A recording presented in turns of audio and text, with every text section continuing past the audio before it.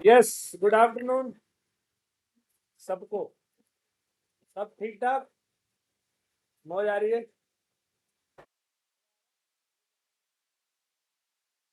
Okay, तो शुरू करते हैं, स्टार्ट करते हैं। आज हमारे कौन सा लेक्चर है? तीसरा लेक्चर अगर देखा जाए तो। पहले यूनिट का क्या पढ़ रहे हैं हम लोग पढ़ रहे हैं इंडियन कॉन्ट्रैक्ट एक्ट 1872। और मैंने आपको लास्ट क्लास तक बताया है कि इंडियन कॉन्ट्रैक्ट एक्ट में टोटल नंबर ऑफ यूनिट्स हमें कितने पढ़ने हैं? 6 यूनिट। और उन 6 यूनिट्स में से यूनिट नंबर 1 हमारा अभी चल रहा है, स्टार्ट हुआ है। तो यूनिट नंबर 1 हमसे क्या कहता है उसके बारे में थोड़ी सी चर्चा हमने करी। पहले मैंने आपको ये बताया कि यूनिट नंबर 1, 2 और 3 में हमें ये सीखना है कि ये कॉन्ट्रैक्ट को आप बनाते कैसे हो, how to make a valid contract. Unit number 4, unit number 5 और यूनिट नंबर 6 में आपको क्या सीखना है? आप कॉन्ट्रैक्ट को जो बनाया है पहले वो क्या करना है? डिस्चार्ज करना है, मतलब खत्म करना है। तो यूनिट 1 की शुरुआत हमने करी। सबसे पहली बात, इंडियन कॉन्ट्रैक्ट एक्ट कब आया, उसका डेट ऑफ बर्थ क्या है? तो इसका डेट ऑफ बर्थ है 1 सितंबर, 1 सितंबर 1872 को ये पैदा हुआ है। यूनिट नंबर 1 की मैंने शुरुआत करी, अब रिवीजन। ठीक है बेटे, पहले रिवाइज करवाता हूं पिछली क्लास और फिर आज की क्लास शुरू। अभी तक मैंने आपको कॉन्ट्रैक्ट का मतलब बताया। मैंने कहा सेक्शन नंबर 2 क्लॉज एच। जिन्होंने क्लास पहली वाली नहीं ली वो मैंने परसों अपलोड करी है चैनल पर। ठीक है, परसों या कल मैंने अपलोड करी है। तो जिन्होंने फर्स्ट क्लास नहीं ली वो वहां पर जाकर देख सकता है चैनल पर। ठीक है, दीपक पाठक क्लासेस वहां डालेंगे तो वो आ जाएगा। ओके, तो सबसे पहले सेक्शन नंबर 2 क्लॉज एच ये बात बोलता है कि कॉन्ट्रैक्ट का मतलब क्या होता है। Contract means an agreement which is enforceable by law. आप ऐसा एग्रीमेंट बना रहे हो जिस पर आप लीगल एक्शन ले सको, वो कॉन्ट्रैक्ट होता है। एग्रीमेंट को बनाने के लिए दो चीजों की आवश्यकता है। पहले आप ऑफर दोगे और आपको उस ऑफर का क्या मिलेगा? मतलब positive reply. Offer plus acceptance is equal to agreement. लेकिन एग्रीमेंट अगर आपने बना लिया इसका मतलब ये नहीं है कि वो कॉन्ट्रैक्ट हो गया। कॉन्ट्रैक्ट में जाने के लिए पहले आपको ये इंश्योर करना पड़ेगा कि आपने जो एग्रीमेंट बनाया वो कौन सा बनाया है? Business agreement. कौन सा? बिजनेस। एग्रीमेंट की भी एक डेफिनेशन थी, एवरी प्रॉमिस और every set of promises forming consideration for each other is called agreement. ऐसे ही था कुछ।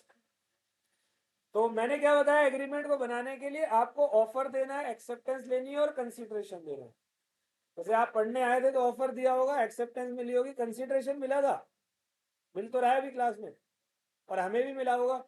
आपने भी कुछ लक्ष्मी वहां पर दी होगी। यस और नो? ओके, तो फिर मैंने कहा एग्रीमेंट हमारे कितने टाइप के होते हैं? दो टाइप के एग्रीमेंट होते हैं। एक हमारा सोशल एग्रीमेंट होता है, एक हमारा बिजनेस एग्रीमेंट होता है। तो बेटे मेरे, सोशल एग्रीमेंट में पार्टी की कभी भी इंटेंशन नहीं होती है लीगल रिलेशन को बनाने की। एनफोर्सेबल बाय लॉ नहीं होगा, कॉन्ट्रैक्ट नहीं होगा। बिजनेस एग्रीमेंट में पार्टी की इंटेंशन होती है लीगल रिलेशन को बनाने की, एनफोर्सेबल बाय लॉ होगा, कॉन्ट्रैक्ट होगा। एक कंक्लूजन निकला बेटे, all contracts are agreement but all agreement are social agreement are business agreement are. Done था। फिर हम इसके अलावा थोड़े से और आगे बढ़े। मैंने अगला आपको बताया कि सर टाइप्स ऑफ कॉन्ट्रैक्ट क्या क्या होते हैं। तो कॉन्ट्रैक्ट के टाइप्स बेटे, एक तो on the basis of creation है, एक एक्सप्रेस कॉन्ट्रैक्ट होता है और एक इम्प्लाइड कॉन्ट्रैक्ट होता है। याद है सबको? एक्सप्रेस कॉन्ट्रैक्ट मतलब ऐसा कॉन्ट्रैक्ट जिसमें आप या तो ओरल में या राइटिंग में अपना कॉन्ट्रैक्ट बनाते हो, या तो ओरल या रिटर्न में आप अपना कॉन्ट्रैक्ट बना रहे हो, इसको आप बोलते हो एक्सप्रेस कॉन्ट्रैक्ट। इम्प्लाइड मतलब ऐसा कॉन्ट्रैक्ट जो इम्पोज्ड बाय लॉ है, जिसमें लॉ ने थोप रखा है आपके ऊपर दैट कि आप चाहे ऑफर दो या एक्सेप्टेंस दो या मत दो, आपको कॉन्ट्रैक्ट वहां पर बनाया जाएगा, मान लिया जाएगा। ठीक है, डन, यहां तक ओके।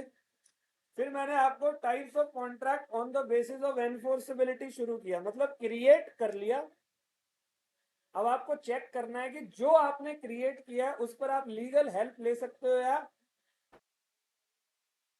क्रिएट कर लिया। अब आपको चेक करना है जो क्रिएट किया वो कहीं यूजलेस तो नहीं है, मतलब जो आपने कॉन्ट्रैक्ट क्रिएट किया वो यूजलेस तो नहीं है, वैलिड है या नहीं है, इलीगल तो नहीं है, गलत तो नहीं है। तो वही चेक करने के लिए हमने दूसरा क्वेश्चन, दूसरा पॉइंट स्टार्ट किया on the basis of enforceability. वहां मैंने एक बात बताई थी, मैंने कहा हम इस लॉ को पढ़ क्यों रहे, क्यों पढ़ रहे हैं हम इंडियन कॉन्ट्रैक्ट एक्ट, ताकि दो पार्टी जो कॉन्ट्रैक्ट एक्ट को पढ़ रही है वो आपस में अगर बीच में कोई डिस्प्यूट होता है तो कोर्ट ऑफ लॉ में जाकर उस डिस्प्यूट के अगेंस्ट में लीगल एक्शन ले सके। लीगल एक्शन आप तभी ले पाओगे जब आपने जो एग्रीमेंट आपस में बनाया वो क्या हो, वैलिड एग्रीमेंट। कोर्ट हमें यही सिखा रहा है वैलिड कौन से होते हैं। यहां तक ओके था।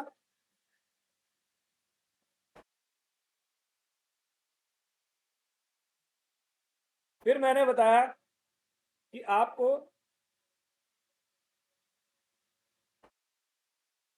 बेसिस ऑफ एनफोर्सेबिलिटी कितनी बात पढ़नी थी बेटे, 5।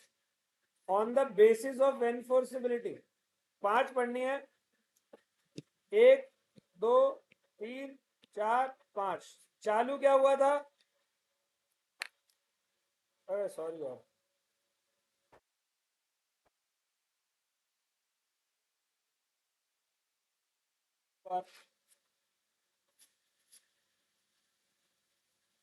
अच्छा मैं इधर लगा पड़ा हूं तब से ना भाई, बोलते क्यों नहीं। हो गया।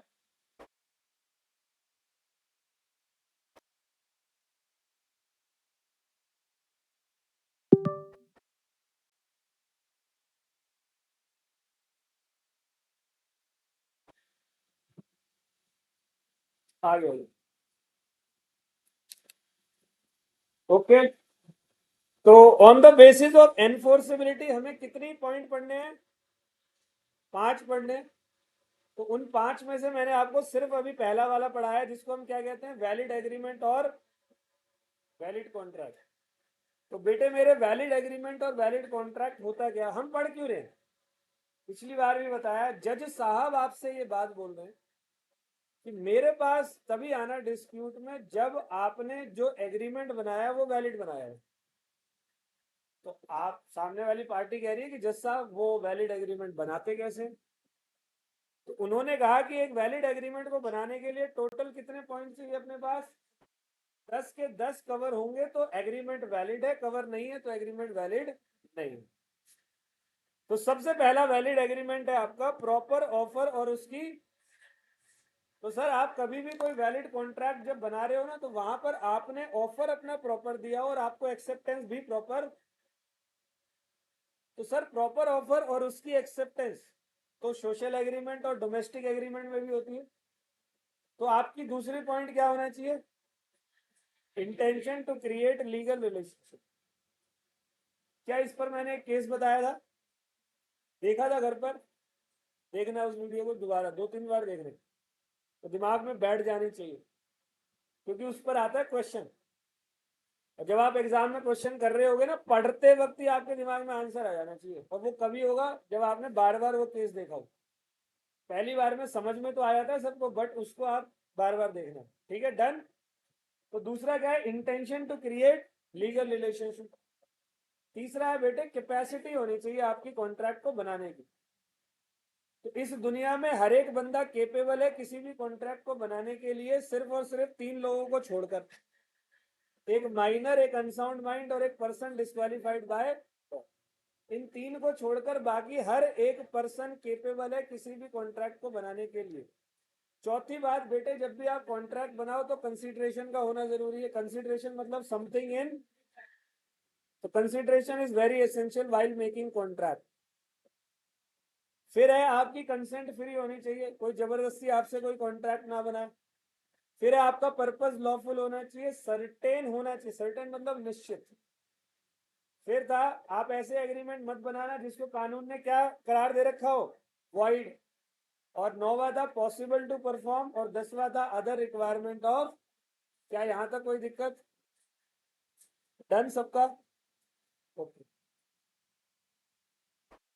क्लास आज अपलोड कर दूंगा, पिछली वाली। ठीक है, होती रहेगी अपलोड, देखते रहो, फिर हटाता रहूंगा बाद में। वहीं रहेगी तो यहाँ कौन आएगा पढ़ने, है ना? ओके। अब नेक्स्ट बात ध्यान से सुनना। On the basis of enforceability का बी पॉइंट, जिसको हम कहते हैं क्या, वॉइड एग्रीमेंट। कर दे शुरू आज की क्लास। तो बेटा या तो आपने जो एग्रीमेंट बनाया है वो एग्रीमेंट वैलिड होगा, या जो आपने एग्रीमेंट बनाया है वो क्या होगा, वॉइड होगा, मतलब यूजलेस। बेटे वॉइड को कहते हैं यूजलेस एग्रीमेंट, ऐसा एग्रीमेंट जो जिसका कोई दीन ईमान है ही नहीं। वॉइड एग्रीमेंट मतलब ऐसा एग्रीमेंट जिसको हम कहते हैं वॉइड अब इनिशियो। क्या बोला? और वॉइड अब इनिशियो को कहते हैं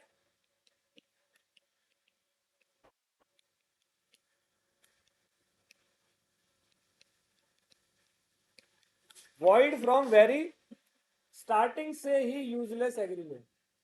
जैसे आपको मैं बताऊं, कुछ एग्जांपल अगर मैं देता हूं वॉइड एग्रीमेंट के, तो मैं आपको सबसे पहला बताऊं, agreement with minor. Agreement with, अगर आप माइनर के साथ कोई एग्रीमेंट कर रहे हो तो वो एग्रीमेंट आपका क्या हो जाएगा, क्यों हो जाएगा? अभी तो बताया ना वैलिड में, मैंने क्या बताया था कि इस दुनिया में हर एक पर्सन केपेबल है किसी भी वैलिड कॉन्ट्रैक्ट को करने के लिए, तीन लोगों को छोड़कर, एक माइनर, एक अनसाउंड माइंड और एक पर्सन डिस्क्वालिफाइड बाय लॉ। तो आप माइनर से कोई भी एग्रीमेंट नहीं कर सकते, कर रहे हो तो सर वो एग्रीमेंट क्या होगा, वॉइड होगा, मतलब यूजलेस होगा। यहां तक कोई दिक्कत? आप विदाउट कंसिडरेशन एग्रीमेंट कर रहे हो, विदाउट या अनलॉफुल कंसिडरेशन ले रहे हो, या आप अनसर्टेन एग्रीमेंट बना रहे हो, या आप इम्पॉसिबल बना रहे हो, या आप ऐसे एग्रीमेंट बना रहे हो जिनको कानून ने पहले से ही वॉइड डिक्लेयर कर रखा हो। पिछली क्लास में बताया था ना, agreement declared void by law, agreement to sell public office या पब्लिक टाइटल, याद है, पद्म भूषण। आपको नहीं लगता जो वैलिड एग्रीमेंट के पॉइंट है, अगर दो तीन पॉइंट को छोड़ दो तो बाकी सबको उल्टा कर दो, क्या हो जाता है? कंसीडरेशन के साथ बनाओगे तो वैलिड है, बिना कंसीडरेशन बनाओगे, माइनर के साथ बनाओगे तो वॉइड है, बिना माइनर बनाओ तो वैलिड। सर्टेन बनाओगे वैलिड है, अनसर्टेन बनाओगे।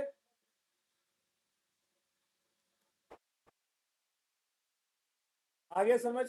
वॉइड एग्रीमेंट, वॉइड एग्रीमेंट इतना ही है, छोटा सा। सी पॉइंट बेटे कहता है, सी कहता है void contract on the basis of enforceability का। पॉइंट नंबर सी आपसे कह रहा है वॉइड कॉन्ट्रैक्ट। तो कई बार बच्चे ये पूछते हैं, और नहीं भी पूछते तो मैं बता देता हूं उनको, क्योंकि मेरा काम है बताना कि सर,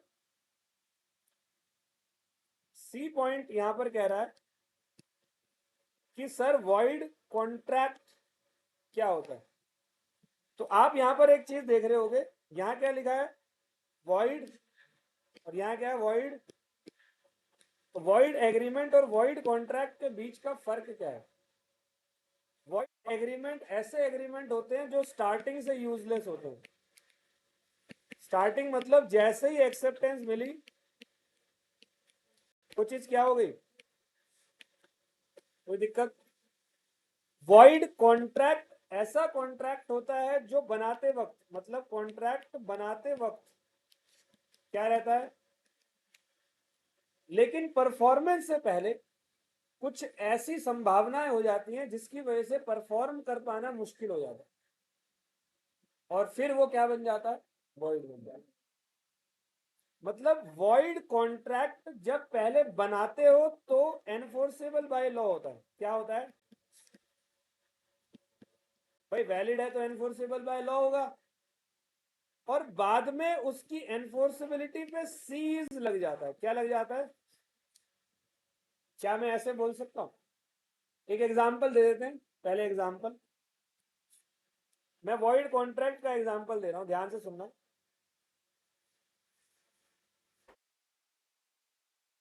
मान लो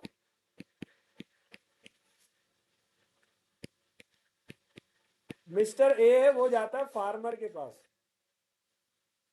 फार्मर से बोलता है कि भाई मेरे को 1000 kg ऑफ पोटैटो तू मुझे डिलीवर करेगा आफ्टर ग्रोइंग इनटू फील्ड। मतलब खेतों में पहले इसके लिए क्या करना पड़ेगा? एट ₹10 पर केजी। इन दोनों के बीच में क्या बन गया? तो क्या ये वैलिड एग्रीमेंट है या नहीं? भाई खेतों के आलू खरीदना गलत क्या है? दोनों बंदे मेजर है, लॉफुल कंसीडरेशन भी है। भाई मैं 10 रुपए दे रहा हूँ, वो मुझे आलू दे रहा है, सब कुछ ठीक है, तो ये पूरा एग्रीमेंट क्या है? वैलिड। कोई दिक्कत? अब सपोज करो बिफोर डिलीवरी, डिलीवरी से पहले, ड्यू टू हैवी रेनफॉल, क्या हो गया जी? बहुत ही ज्यादा हैवी रेनफॉल हुआ और सारे के सारे जो पोटैटोज थे वो क्या हो गए? डिस्ट्रॉयड हो गए। अब बताओ फार्मर क्या करे? कुछ कर सकता है फार्मर? फार्मर यहाँ पर अब कुछ नहीं कर सकता। क्या करे बेचारा? तो अब ये एग्रीमेंट हमारा कौन सा एग्रीमेंट हो गया? नहीं, ये जो कॉन्ट्रैक्ट था अब ये कौन सा हो गया? Void contract. लॉजिकल हिसाब से देखो कि अब मिस्टर ए क्या फार्मर पे कुछ कर सकता है? क्योंकि ये एक नेचुरल इवेंट है। पहले था ये वैलिड, पहले क्या था? तो पहले एनफोर्सेबल बाय लॉ था, बाद में उसकी एनफोर्सेबिलिटी पे क्या लग गया? समझ गए बात को?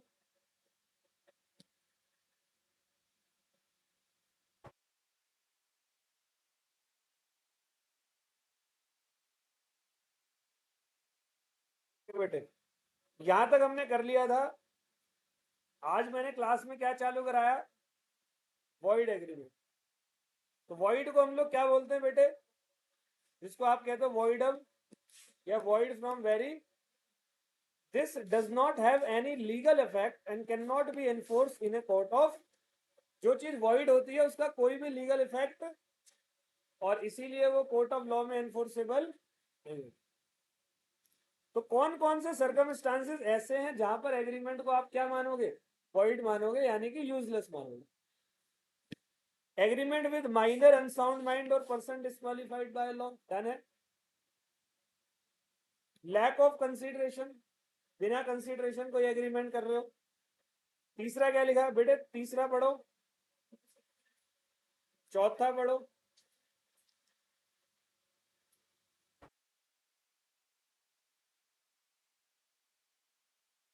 समस्या किसी को? डन। 3 पॉइंट कह रहा है on the basis of enforceability void contract. तो मैंने आपको वॉइड कॉन्ट्रैक्ट के बारे में क्या बताया? एक कॉन्ट्रैक्ट विच, एक कॉन्ट्रैक्ट विच सीजेस, सीज मतलब सील लग जाना। टू बी, ये टू बी मतलब पहले ठीक होता है, बाद में इस पर क्या लग जाती है? सील लग जाती है। To be enforceable by law becomes void when it ceases to be. जब उस पर सीज लग जाता है तब वो चीज क्या हो जाती है? वॉइड हो जाती है। आया समझ? पहले वैलिड है, बाद में उस पर सीज लगेगा। ये वो कॉन्ट्रैक्ट है जिन पर बाद में सील लगेगा उसकी एनफोर्सेबिलिटी पर, उसको हम वॉइड कॉन्ट्रैक्ट बोलते हैं। आगे समझ? एग्जाम में इसी लैंग्वेज का प्रयोग करोगे। समझाने के लिए वो बात थी, लिखने के लिए ये बात थी। ठीक है जी। अब ये कह रहा है it was possible when it was made. मतलब फार्मर के लिए क्या पॉसिबल था डिलीवरी करना जब एग्रीमेंट बनाया, तो यस, बट ऑन और बिफोर परफॉर्मेंस इट बिकम्स, लेकिन परफॉर्मेंस के दिन या उससे ही पहले अब इतना इम्पॉसिबल हो चुका है कि अब डिलीवरी हो नहीं पाएगी। डन मेरे भाई। यहां पर मैंने एग्जाम्पल लिखा हुआ है, एक फार्मर और बायर के बीच में, farmer agrees to sell potato 10,000 kg to buyer, agrees to pay ₹10 per kg at the time of, तो दोनों ही डिलीवरी पेमेंट उसी टाइम होगी बाद में, ठीक है। अब सपोज करो before delivery of potato, potato की डिलीवरी से पहले, ड्यू टू हैवी रेनफॉल, क्या हुआ, heavy rainfall, all the potatoes were, then this contract becomes void due to, बेटे ये जो नेचुरल इवेंट हो जाते हैं ना, मैं यूनिट नंबर 4 जब आपको पढ़ाऊंगा परफॉर्मेंस ऑफ कॉन्ट्रैक्ट, वहां पर ये बताऊंगा, एक शब्द आएगा सुपरवेनिंग इम्पॉसिबिलिटी। क्या लिखा है बेटे, सुपरवेनिंग इम्पॉसिबिलिटी। तो जब भी कोई नेचुरल इवेंट हो जाता है तो उस शब्द को कहते हैं हम सुपरवेनिंग इम्पॉसिबिलिटी। तो उसकी वजह से कोई एग्रीमेंट अगर खराब होता है, कोई कॉन्ट्रैक्ट खराब होता है, तो वो कॉन्ट्रैक्ट क्या बन जाता है, वॉइड कॉन्ट्रैक्ट। यहां तक कोई समस्या, ओके सबका। तो हमने बेटे कितने पढ़ लिए, ए बी और सी। अभी टॉपिक क्या चल रहा है वो याद होना चाहिए हमेशा। टॉपिक चल रहा है on the basis of enforceability, कि भाई आपने जो कॉन्ट्रैक्ट बनाया है, एग्रीमेंट बनाया है, वो आपको चेक करना है कि वो एनफोर्सेबल बाय लॉ है या नहीं। अगला है बेटे डी पॉइंट, डी को कहते हैं बेटे इलीगल कॉन्ट्रैक्ट। पहले इलीगल एग्रीमेंट ऑब्लिक, पिछली क्लास में मैंने कहा था कि इसके बारे में बताऊंगा, वैलिड वाला तो बता चुका हूं, वॉइड का अभी दिखा दिया, वॉइड एग्रीमेंट अलग, कॉन्ट्रैक्ट अलग। अब इन दोनों को मैंने एक साथ लिखा हुआ है, तो क्यों लिखा हुआ है, पहले क्या है, इलीगल एग्रीमेंट या इलीगल कॉन्ट्रैक्ट। पहले इलीगल एग्रीमेंट बताता हूं क्योंकि आसान है। जैसे ए ने बी को दी सुपारी, पान वाली नहीं, वही वाली जो फिल्मों में नहीं देते, डॉन वाली।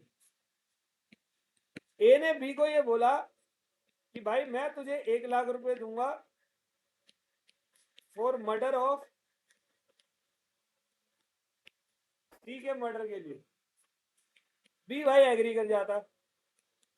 तो इन दोनों के बीच में बना हुआ जो एग्रीमेंट है, वो कौन सा एग्रीमेंट है, ये तो आपको देखते ही पता लग गया होगा।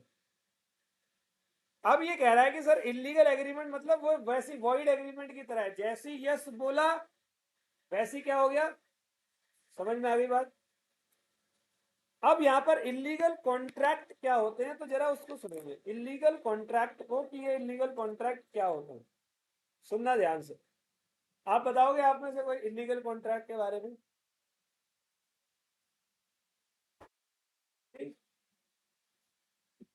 क्या, ये तो इलीगल के बारे में बात हुई। तो ये कह रहा है कि इलीगल वॉइड तो होता ही है, साथ में पनिशेबल भी होता है, तो बिल्कुल सही कहा। लेकिन ये तो इलीगल का मतलब है, मैं कॉन्ट्रैक्ट की बात कर रहा हूं, सुनना ध्यान से। बिहार में अभी किसकी सरकार है ये नीतीश कुमार तो पक्का ही होगा, वो हमेशा ही रहता है वहां, किसी की भी सरकार बन जाए नीतीश कुमार का रहना कंपलसरी है। तो नीतीश कुमार अभी चीफ मिनिस्टर बन के आया था, मुझे याद नहीं है कब की बात है, 17 की होगी या 16 की होगी। जैसे ही वो चीफ मिनिस्टर बना, तो चीफ मिनिस्टर बनने से पहले, जैसे चीफ मिनिस्टर बना उससे पहले वहां पर ना शराब की दुकानें विद लाइसेंस अलाउड थी, मतलब शराब बेच सकते थे, लोग पीते भी। जैसे ही वो नीतीश कुमार आया, नीतीश कुमार ने बोला शराब, और नीतीश कुमार के इस ऑर्डर के बाद अगर अब कोई शराब की दुकान वहां पर चलाता है तो वो क्या हो जाती है? इलीगल। लेकिन उससे पहले वो चीज क्या थी? लीगल। आया कुछ समझ? पहले वैलिड था, कॉन्ट्रैक्ट वैलिड था, शराब की दुकान में शराब बेचना एक वैलिड कॉन्ट्रैक्ट हुआ करता था, और अचानक से वो इलीगल कॉन्ट्रैक्ट हो गया रातों रात। आया समझ में? एक और एग्जांपल देता हूँ। ये दिल्ली में बदरपुर बॉर्डर नाम की जगह है, गए हो कभी कोई? बदरपुर बॉर्डर, बदरपुर बॉर्डर नाम की जगह है। तो मैं बचपन में अपने चाचा जी के साथ, शायद पहले बताया था, है ना, फिर से बता देते हैं। बचपन में अपने चाचा के साथ, मेरे चाचा की ना बसेस थी, अंकल की मेरे बसेस थी, ब्लू लाइन बसेस चलती थी दिल्ली में, किलर लाइन बोलते थे उसको। जैसे ट्रक नहीं चलते वैसी वो बसें चलती थी। ट्रक कैसे चलते हैं? आराम से ट्रक में बंदा रात को स्टेयरिंग पे बैठता है, पत्थर लेता है, पत्थर को एक्सीलेटर पे रखता है और जान दे भगवान भरोसे। हाँ, जब तक ट्रक ने दो चार बंदे नहीं मारे तो ट्रक किस बात का? कभी गया है ट्रक तुम्हारे पास से? तुम भी लेके गया कभी ऐसे? ऐसे जाए ना शू, ये क्या हो गया है? ऐसा लगता नहीं है कि कुछ मौत जो है वो टक से छू के वापस चली गई? साउंड ही डरा देता है उसको। तो ऐसी वो बस थी, ब्लू लाइन बस। तो मेरे चाचा जी की बस खराब हो गई। मेरी उम्र ज्यादा नहीं थी, 12-13 साल का हुआ मैं, इतना ही धुंधला धुंधला सा याद है। और उसी एग्जाम्पल को मैं यहाँ पर कनेक्ट कर देता हूँ। तो बदरपुर बॉर्डर सही करवाना, बस में कुछ काम करवाना था इंजन का, तो वहां सारे मिस्त्री बैठते थे। बदरपुर को जैसे बॉर्डर को पार करो ना तो नया स्टेट लग जाता है हरियाणा। ठीक है? अब बस है, कोई साइकिल तो है नहीं 15 मिनट में सही हो जाएगी। बस का वो हम जम झमकम जो भी इंजन पिंजन होता है खोलने में समय लगता है। अब मैं साला एक चॉकलेट के लालच में पहुंच गया हूँ। चॉकलेट तो चाचा ने अभी तक खिलाई नहीं। अब मैं वहां पर बैठा हुआ हूँ गंदी सी जगह पर।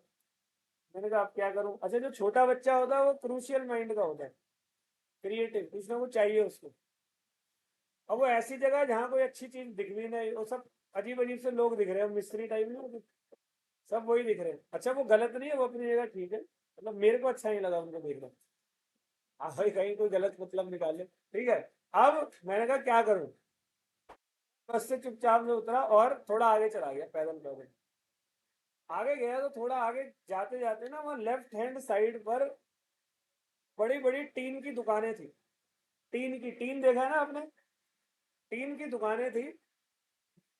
दारू की दुकान भी उधर ही, मुर्गा चिकन विकन जो होता है उसकी दुकान भी, और वो वाली दुकान जो मैं बता रहा हूँ उसके अंदर खेलते थे वो जुआ, लॉटरी, लूडो का वो खेल के गिलास में रख के ऐसे करके, खूब लंबी सी जगह, और भरमार लोग वहां पर अपना पैसा जो है जीत रहे थे और हार रहे थे।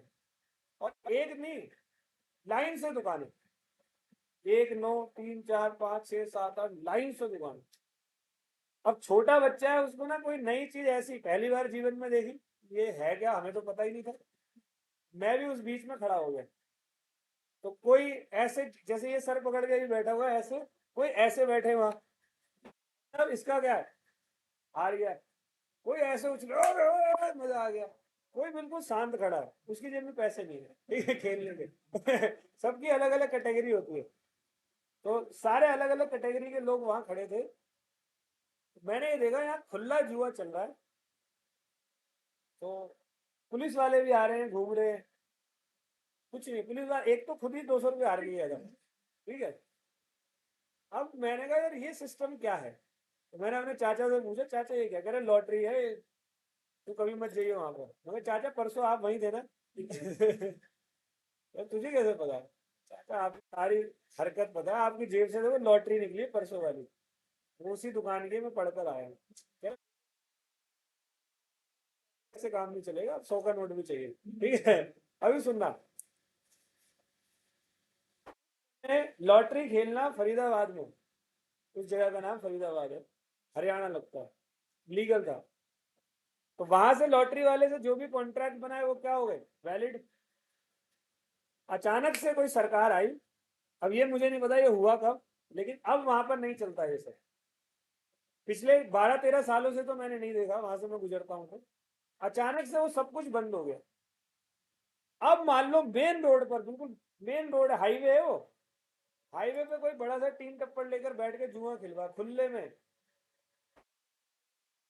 सालो कोई बिहार थोड़ी है या उत्तर प्रदेश थोड़ी है या उड़ीसा थोड़ी है, उस जगह पर करते हैं लोग।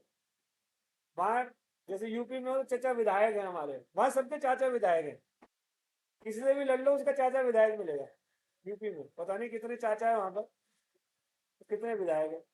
तो कोई यूपी बिहार उड़ीसा वेस्ट बंगाल वाला एरिया तो नहीं है कि आप कहीं पर भी कुछ भी कर लो। आप दिल्ली और एनसीआर के अंदर है, तो आप आज की डेट में क्या वो इलीगल जुआ अड्डा चला सकते हो?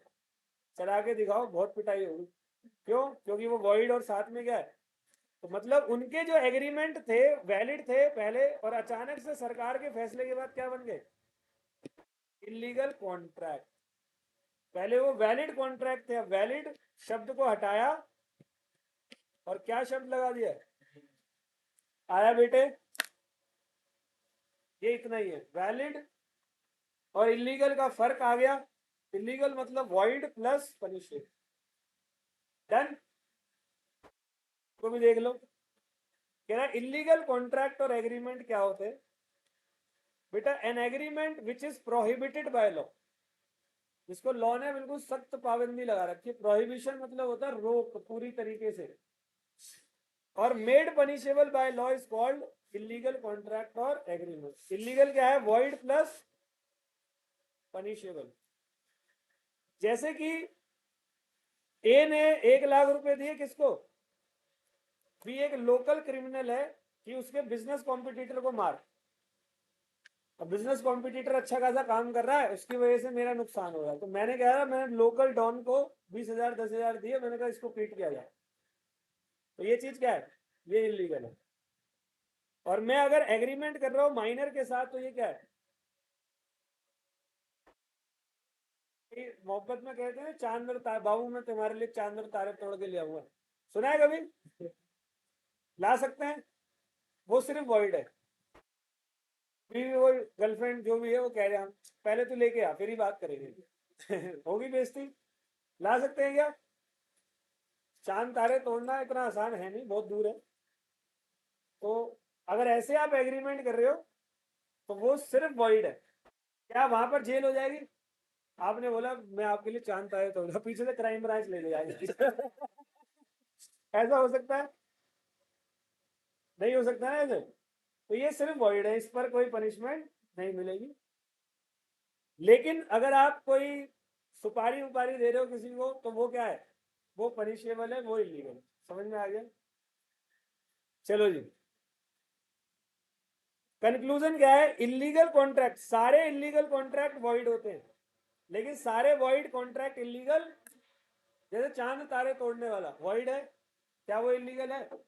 लेकिन कोई भी इलीगल वॉइड जरूर होगा। समझ में आएगी बात? कहते हैं ना, रूठी बेगम और उड़ते बर्तन सब नजारे देखेंगे, और चांद घर में लाने वाले दिन में तारे देखेंगे। एक नए नए शादी जिसकी हुई है उसका ये शेर है। आ जाओ, अगला है वॉइडेबल कॉन्ट्रैक्ट। बेटा ये सबसे इंपॉर्टेंट कॉन्ट्रैक्ट है वॉइडेबल वाला, एनफोर्सेबिलिटी में। ठीक है, बताऊं? इसको पहले मैं ओरली समझाऊंगा यहां पर लिखकर, ये है क्या।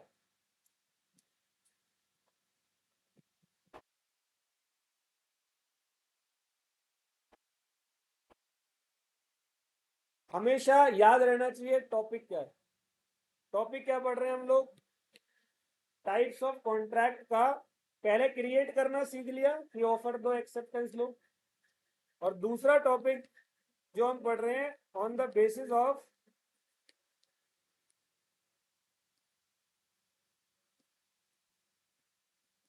एनफोर्सेबिलिटी। इसमें मैंने कहा या तो आपका कॉन्ट्रैक्ट क्या होगा, या आपका एग्रीमेंट वॉइड होगा, या आपका कॉन्ट्रैक्ट, या आपका कॉन्ट्रैक्ट, या आपका होगा क्या? ये 1 2 3 4 चारों पढ़ लिए। अब पांचवा है बेटे वॉइडेबल। बेटे वॉइडेबल कॉन्ट्रैक्ट को हम लोग कैंसिलेबल कॉन्ट्रैक्ट भी कहते हैं। कौन सा?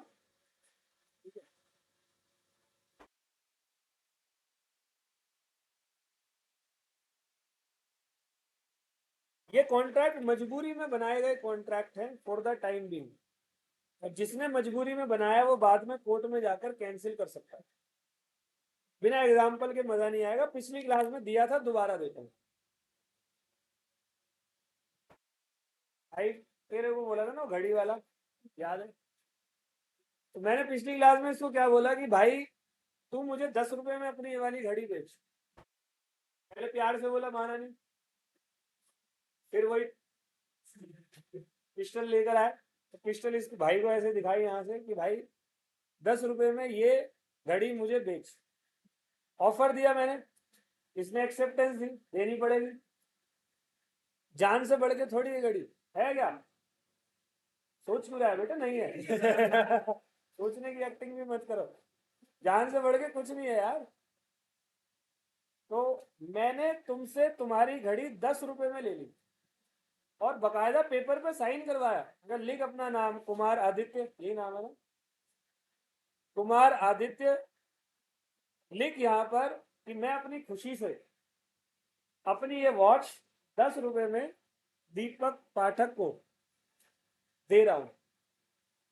साइन करवाए मैंने, पेपर अपनी जेब में रखा। क्यों रखा ये पेपर जेब में? कल को कोई फालतू बोलेगा तो ये दिखा दूंगा, देख अपनी खुशी से दे रहा है। अच्छा, उस समय तो इसकी मजबूरी थी, जो मर्जी करवाता कर लेता है। यहाँ से जैसे ही बाहर जाएगा ना तो ये अपने घर नहीं जाएगा, ये पहले जाएगा या तो पुलिस स्टेशन या कोर्ट। और कोर्ट में जज साहब को बोलेगा कि जज साहब मेरे साथ में एक बंदे ने कॉन्ट्रैक्ट बनाया, दीपक पाठक, शुरुआत में बड़ा अच्छा लग रहा था, शरीफ साहब। तो जैसे दिन बीतते गए शराफत सामने आती गई, और तीसरी ही क्लास में साले ने टॉपिक समझाने के चक्कर में घड़ी ले गया। यार से मांग लेता, पिस्टल दिखा रहा है।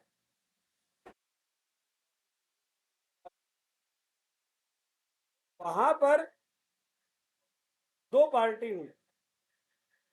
एक पार्टी को बोलते हैं भाई, मैं अपनी लैंग्वेज में कहता हूं शरीफ। तो हम दोनों में शरीफ कौन? इसको बोलेंगे एग्रीव्ड पार्टी। क्या बोलेंगे?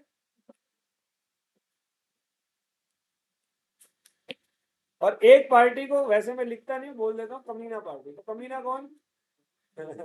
सब खुल के बोले आप। किसी ने मौका नहीं छोड़ा इस बात का।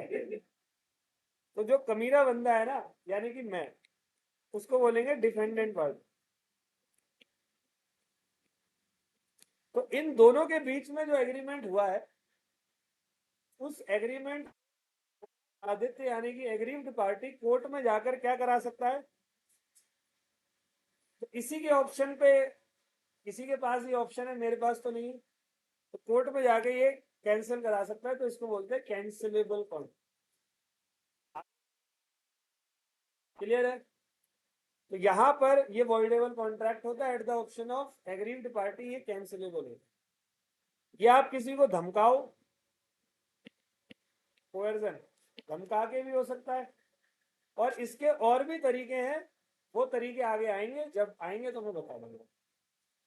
तो आ जाओ जी, क्या लिखा है? वॉइडेबल कॉन्ट्रैक्ट, और इसको क्या बोला?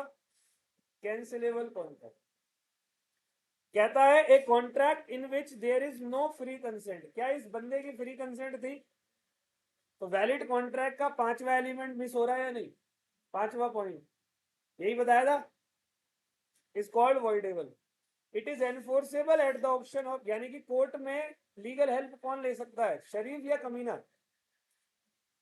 Eight the option of aggrieved party, simply the aggrieved party can get it cancelled by taking legal action in the। तो जो घड़ी मैंने इससे ली ना कॉन्ट्रैक्ट बनाकर, ये कोर्ट में जाकर कैंसिल कर कर अपनी घड़ी वापस ले सकता है, और मेरे अगेंस्ट में भी लीगल एक्शन ले सकता है। यहां तक डन? तो क्या हमारे इस एग्रीमेंट में फ्री कंसेंट थी? जब फ्री कंसेंट नहीं होती तो पार्टी दो होती है, एक एग्रीव्ड पार्टी और एक एग्रीव्ड पार्टी वो है जिसकी कंसेंट फ्री यानी कि कुमार आदित्य। डिफेंडेंट पार्टी वो पार्टी है जिसने वो कंसेंट ऑब्टेन की है धमकी देकर या किसी और जरिए में। Who has obtain the consent of other party by pressure. समझ गए बात को? यहां मैंने एक एग्जांपल दिया हुआ है, ध्यान से सुनना। यह सल्लू भाई है, जानते हो? तो मुंबई जाना कभी, तो मुंबई में एक सड़क है बांद्रा में, लैंड्स एंड, वहां पर जमीन खत्म हो जाती है, समंदर चालू होता है वहां। वहां पर कई सेलिब्रिटीज का घर है, रेखा और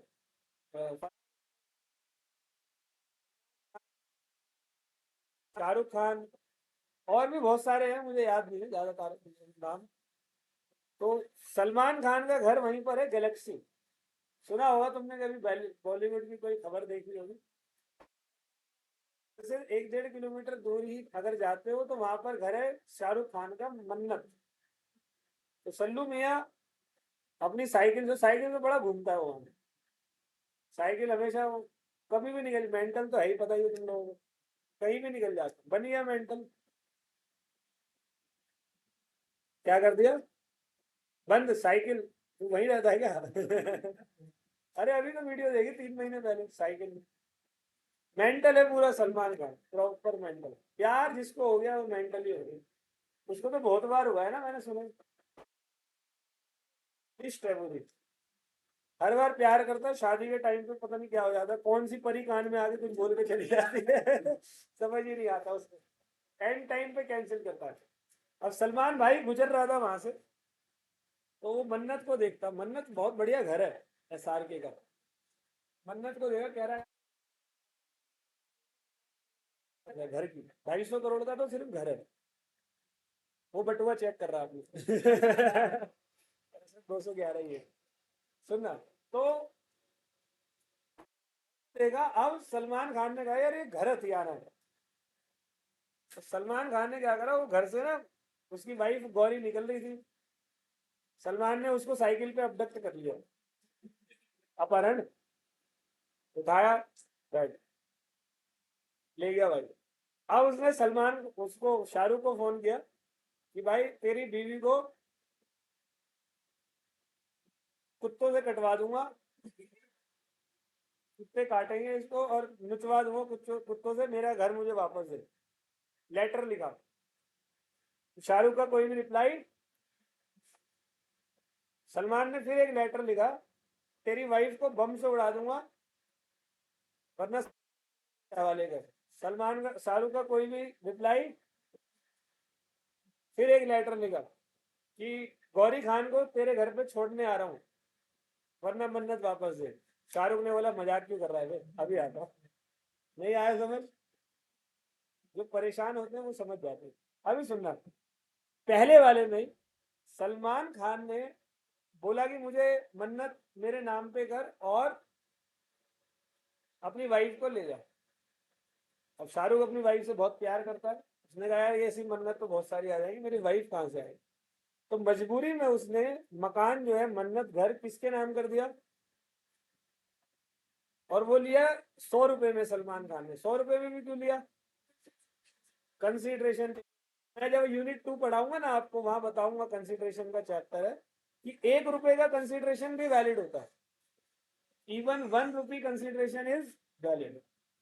तो ऐसे सिचुएशन में मजबूरी में शाहरुख ने अपना घर किसको दे दिया? सलमान को। अब वाइफ आ गई घर पे, तो क्या अब शाहरुख खान सलमान खान से किया हुआ कॉन्ट्रैक्ट कैंसिल कर सकता है? बताओ यहाँ एग्रीव्ड पार्टी कौन? शाहरुख और डिफेंडेंट। समझ गए बात को? यहां पर है Sallu threaten to kill Gauri if SRK fails to sell. अच्छा, मांग भी कितने में रहा है? 10,000 रुपए में। अगर 250 करोड़ का घर है, कुछ तो इज्जत कर।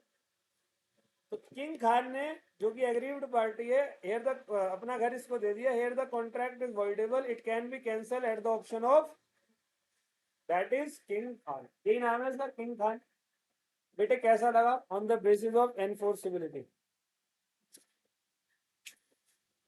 ये 5 सिचुएशन ऐसी है जहां पर फ्री कंसेंट पार्टी की नहीं होती है। ये 5 की 5 सिचुएशन पे पूरी डिटेल आएगी चैप्टर नंबर यूनिट नंबर 3 में। यूनिट नंबर 3 में प्रॉपर डिटेल इन पांचों की 5 आने वाली है, ठीक है। लेकिन क्योंकि नाम यहाँ आ गया है तो इनको पढ़ते हुए आगे चलते हैं। तो कह रहा है कि कौन कौन सी सिचुएशन में फ्री कंसेंट नहीं होती है। एक तो बेटा है कोएर्जन। कोएर्जन मतलब होता है फिजिकल फोर्स करना। सलमान खान ने अभी क्या किया था, कोएर्जन किया। और मैंने जो उसको पिस्टल दिखाई थी घड़ी के चक्कर में, मैंने क्या किया था, समझ गए बात को। एक होता है अनड्यू इन्फ्लुएंस जिसको कहते हैं मोरल प्रेशर, इमोशनली ब्लैकमेल होना या करना। तो आप लोगों को पता ही होगा जैसे फैमिलीज होती है, पेरेंट्स और चिल्ड्रन, क्या वहां पर मोरल प्रेशर नहीं होता? 100% होता है। मैं खाना नहीं खाऊंगा, मैं मुझे दिलाओ, मेरी शादी करवाओ, मैं खाना नहीं खाऊंगा। हो सकता है नहीं? क्या हस्बैंड वाइफ में मोरल प्रेशर हो सकता है? सर वही तो होता है। बचा क्या है? क्या बॉयफ्रेंड गर्लफ्रेंड में, फियोन्से फियोन्सी बोल लो, थोड़ी रिस्पेक्ट दे देते, फियोन्से फियोन्सी में हो सकता है जी? क्यों नहीं हो सकता? बेटे पूरी दुनिया बर्बाद है इस चक्कर में। तीन नहीं है तो आज का अखबार उठा ले, कुछ ना कुछ मिल ही जाएगा। न्यूज चैनल उठा ले। हो सकता है या नहीं? 100% हो सकता है। टीचर और स्टूडेंट में हो सकता है? 100% हो सकता है। क्या डॉक्टर पेशेंट में हो सकता है? पिछली क्लास में बताया था। क्या स्पिरिचुअल मास्टर और डिसाइबल में हो सकता है? स्पिरिचुअल मास्टर मतलब गुरु और डिसाइबल मतलब भक्त। हो सकता है या नहीं? मैंने एक कॉमन बात इसमें रखी है, इंडिविजुअल में हर एक सिचुएशन में रिलेशन है या नहीं? क्या कोर्जन में रिलेशन की आवश्यकता है? भाई मैं किसी को लूट लूं और रास्ते से जाता हुआ बंदा भी तो हो सकता है जिसको मैं नहीं जानता। आ रही बात समझ? अब तीसरा कह रहा है फ्रॉड। थर्ड क्या कह रहा है बेटे? फ्रॉड। फ्रॉड मतलब टू डिसीव, किसी को डिसीव करना, झूठ बोलना किसी के साथ। अगला है बेटे मिस रिप्रेजेंटेशन, मतलब इनोसेंटली मिस स्टेटमेंट दी, मतलब मैं जो कह रहा हूं मुझे लग रहा है कि मैं सही कह रहा हूं, बट उसकी वजह से सामने वाले का क्या हो गया, नुकसान हो गया। और लास्ट है मिस्टेक। मिस्टेक वॉइड और वैलिड दोनों होते हैं, और क्यों होते हैं इसकी एक बहुत तगड़ी स्टोरी बताऊंगा जब मैं यहाँ पहुंचूंगा। तो बड़ी मजेदार स्टोरी होगी, आपको रट जाएगा कि ये क्यों होता है। और इन चारों की डिटेल आगे आने वाली है, और ये बहुत बड़ी बड़ी डिटेल है। 2-3 पेज का ये है, 2 पेज का ये, 2-3-4 पेज का ये, और 1.5 पेज का ये। तो इसकी डिटेल को हम लोग आगे कवर करेंगे। सही है बेटे? ओके, फाइनली हमारे 2 पॉइंट कवर हुए टाइप्स ऑफ कॉन्ट्रैक्ट के। पहला पॉइंट है on the basis of creation, समझ में आ गया सबको? दूसरा पॉइंट है on the basis of enforceability, समझ में आ गया? मतलब मैंने कॉन्ट्रैक्ट क्रिएट भी कर लिया और ये भी चेक कर लिया कि वो एनफोर्सेबल बाय लॉ है या नहीं है। डन यहां तक? बेटे अब परफॉर्म कर दो ना। अब बन गया ना कॉन्ट्रैक्ट, अब क्या करें? परफॉर्म कर दो। ध्यान से सुन लो। अब तीसरा पॉइंट, थर्ड। थर्ड है बेटे, हरे कृष्णा,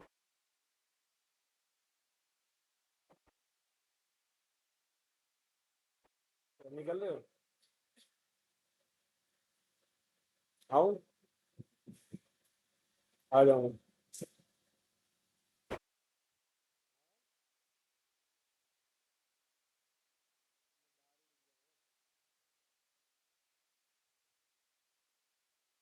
तो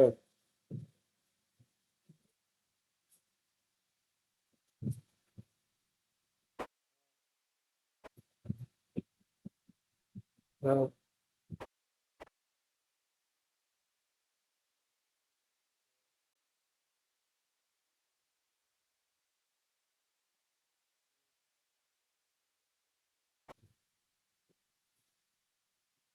मैं बाद में बात करूं? हाँ, फोन कर दो। कैसे में तुम फोन बस मेरी तो क्लास होने वाली है थोड़ी देर में।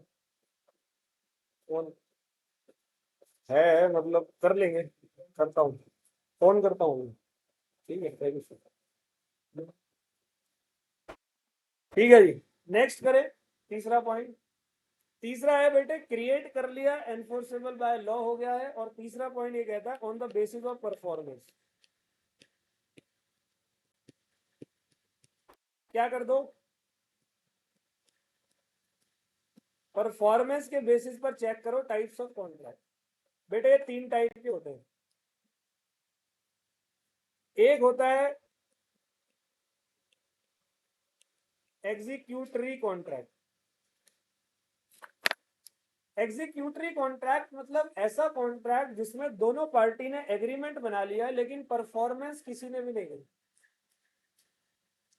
जहां पर दोनों ही पार्टी की परफॉर्मेंस अभी क्या है बेटे, आउटस्टैंडिंग।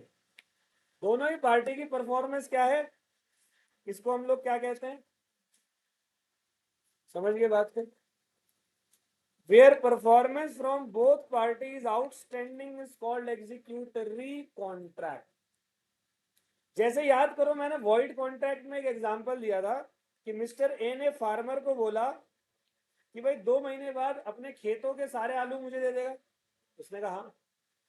पैसे, पैसे भी डिलीवरी के टाइम पे देंगे। ना तो कॉन्ट्रैक्ट करते वक्त ए ने कोई परफॉर्मेंस दी और ना तो कॉन्ट्रैक्ट करते वक्त फार्मर ने कोई परफॉर्मेंस दी। इसको हम क्या बोलेंगे, एग्जीक्यूटरी कॉन्ट्रैक्ट। सही है। दूसरा है मेरे बेटे एग्जीक्यूटेड कॉन्ट्रैक्ट, जहां पर दोनों ही पार्टी अपनी परफॉर्मेंस डन। जैसे मान लो तुम में ब्रेकफास्ट का सामान लेने गए, दूध वगैरह बटर वगैरह, तो पैसे दिए, सामान लिया, घर आ गए, या बोला था खाते में नहीं लेना, एक हाथ सामान दिया एक हाथ पैसे लिए आ गए। इसको एग्जीक्यूटेड बोलते हैं, मतलब इमीडिएटली परफॉर्मेंस। तीसरा है बेटे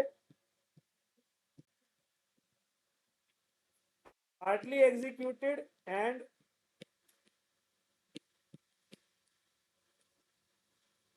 पार्टली एग्जीक्यूटरी कॉन्ट्रैक्ट। अब ये क्या कह रहा है बेटे, partly executed and partly executory कह रहा है एक ने परफॉर्मेंस कर दी है,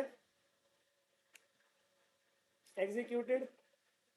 एग्जीक्यूटरी मतलब एक परफॉर्मेंस करेगा।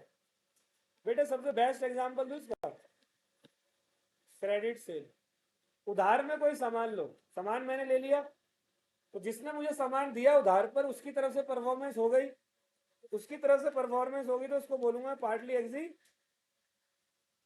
और मेरी तरफ से परफॉर्मेंस नहीं हुई तो मुझे क्या बोलेंगे, पार्टली एग्जीक्यूट। डन बेटे, कोई दिक्कत।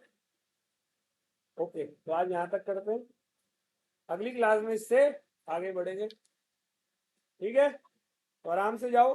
कोई डाउट होता है तो आप मेरे को बोलना, मैं आपको डाउट क्लियर करता हूँ। और वीडियोस आप देख सकते हो सारी।